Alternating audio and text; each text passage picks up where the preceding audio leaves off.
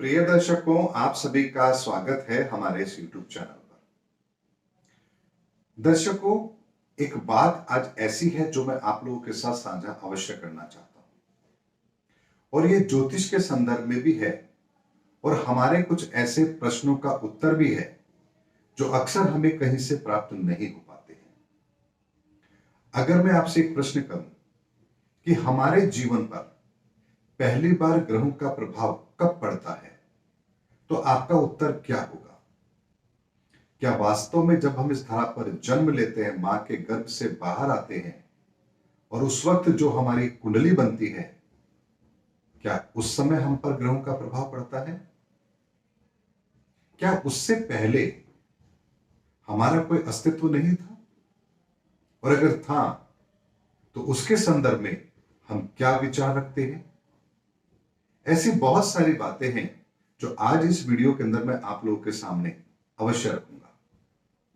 दर्शकों, जब भी हम ज्योतिष के अंदर जन्म कुंडली किसी की बनाते हैं तो हम उस समय को महत्व देते हैं जिस समय पर वो अपनी मां के गर्भ से बाहर आया है, और उस समय पर जो बन रही ग्रहों की स्थिति है जो गोचर में है, वही आपकी लग्न कुंडली होती है। लेकिन बहुत सारे विद्वानों का यह मानना है कि मां के गर्भ में तो हम बहुत पहले आ गए थे, ऐसे में क्या हमारा संबंध उस समय से नहीं होना चाहिए? तो आज इसी बात पर मैं आप लोगों के सामने पूरी तरह से ज्योतिषीय आकलन भी रखूंगा और उदाहरण से आपको यह समझाऊंगा कि क्यों ऐसा होता है। दर्शकों, जब आप कोई अपना मकान बनाते हैं तो आप मकान की शुरुआत कब करते हैं?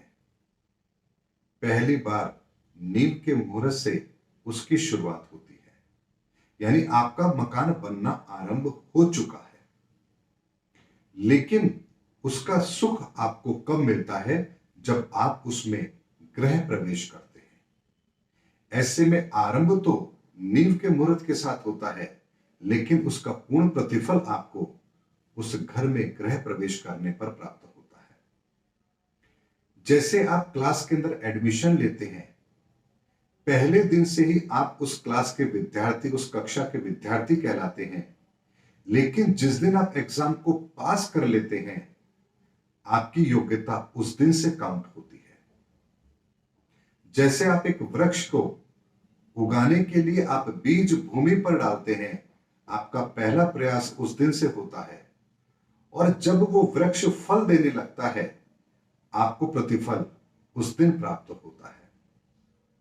आप किसी यात्रा की रिजर्वेशन पहले से कराते हैं, लेकिन उस यात्रा का अनुभव आपको उस दिन मिलता है जिस दिन की यात्रा आपने निर्धारित की है। ऐसे में हर चीज के पीछे एक समय काल अवधि होती है, यानी किसी चीज का आरंभ और उसकी पूर्णता, इसके बीच में एक समय अवधि आवश्यक होती है, और हमें प्रतिफल उसकी पूर्णता पर प्राप्त होता है। ऐसे में जब बच्चा मां के गर्भ में आता है, वास्तव में पहली बार उस पर ग्रहों का प्रभाव उसी दिन से पड़ना आरंभ होता है। और उस दिन जब उसके जीवन में ग्रहों का प्रभाव पड़ता है, तो वो प्रत्यक्ष रूप से नहीं पड़ता है, बल्कि माता के द्वारा पड़ता है।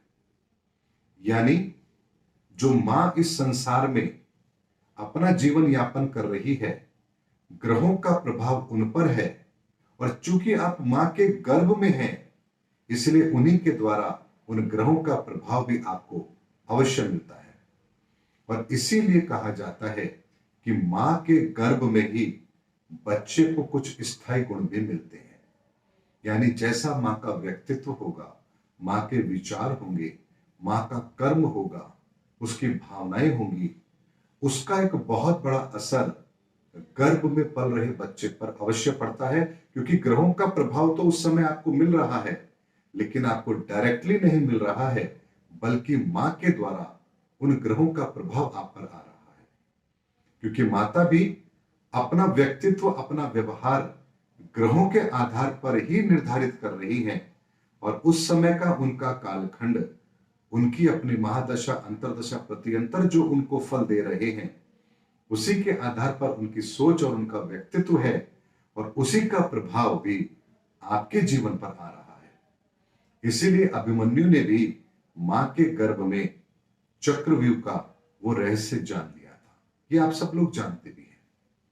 लेकिन मां के गर्भ में जब तक आप रहते हैं, तब तक ग्रहों का प्रभाव प्रत्यक्ष रूप पर आप पर नहीं पड़ता है, बल्कि अप्रत्यक्ष रूप से आप पर पड़ता है। और कुछ गुणों का निर्माण, स्थायी गुणों का निर्माण आपको उसी दौरान मिलता है।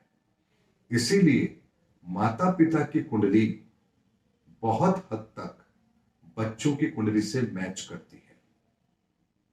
बच्चे के जन्म के समय यदि कोई माता पिता, मान लीजिए हनुमान जी के अनंत उपासक हैं और उनकी भक्ति करते हैं, तो निश्चित तौर पर उस बालक का जब जन्म होगा तो मंगल शुभ स्थिति में होगा ही होगा। ये अटल सत्य है। चाहे तो आप इसको एक्सपेरिमेंट करके देख सकते हैं। अगर कोई माता पिता है, गर्भ में बच्चा पल रहा है और उस समय पर किसी विशेष देवी देवता की पूजा वो कर रहे हैं, तो उस बालक का जो जन्म होगा, उस बालक की कुंडली में उस देवी देवता से संबंधित ग्रह की स्थिति बहुत ही शुभ होगी। ये बात निश्चित है। चाहे तो आप इस बात को हजारों कुंडली में अप्लाई करके देख लीजिए, ये बात बिल्कुल सत्य होगी। लेकिन जैसे ही वो मां के गर्भ से बाहर आता है, ग्रहों का प्रत्यक्ष प्रभाव उस बालक पर उसी क्षण से पड़ता है।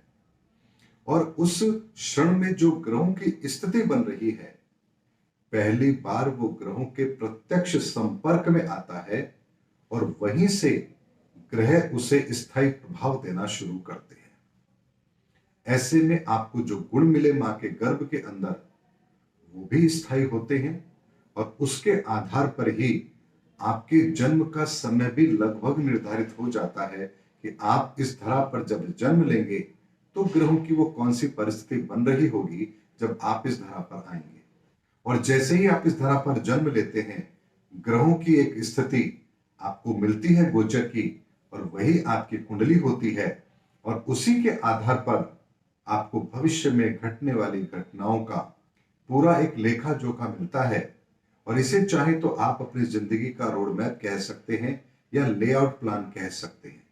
जैसे किसी बिल्डिंग के स्ट्रक्चर को बनाने से पहले एक लेआउट प्लान बनता है, उसी तरह से आपकी जिंदगी जो आने वाले जीवन में आप जिएंगे वो कैसी होगी, इसका एक लेआउट प्लान आपको ग्रहों की उस स्थिति से अवश्य मिलता है।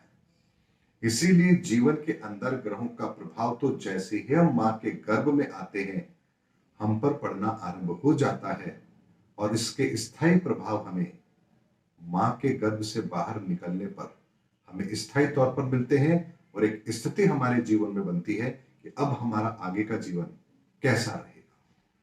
इसीलिए दर्शकों, ज्योतिष के अंदर बहुत सारे ऐसे गुण रहस्य हैं और ऐसी परंपराएं, ऐसी मान्यताएं हैं जिसके संदर्भ में आपको सटीक ज्ञान होना चाहिए, ताकि जब भी आप किसी की कुंडली का अध्ययन करें तो आपको ये अच्छी तरह पता होना चाहिए कि इस जातक का संबंध किन चीजों से बन रहा है और ये ग्रह इसको फल किस आधार पर देंगे। तभी आप एक सटीक आकलन भी कर पाएंगे और आपका फलादेश सही भी होगा। उम्मीद करता हूं दर्शकों, इस वीडियो के अंदर मैंने ज्योतिष के संदर्भ में आपको कुछ ऐसी जानकारी देने की कोशिश की है जिसके संदर्भ में अक्सर आप लोगों ने सुना तो बहुत है, लेकिन कहीं से आपको इस विषय पर स्पष्ट जानकारी नहीं मिल पाई होगी। उम्मीद करता हूं दर्शकों, मेरा वीडियो आपको जरूर पसंद आया होगा। अगले वीडियो में फिर कोई नई जानकारी लेकर मैं आपके समक्ष आऊंगा। तब तक के लिए जय हिंद, जय भारत।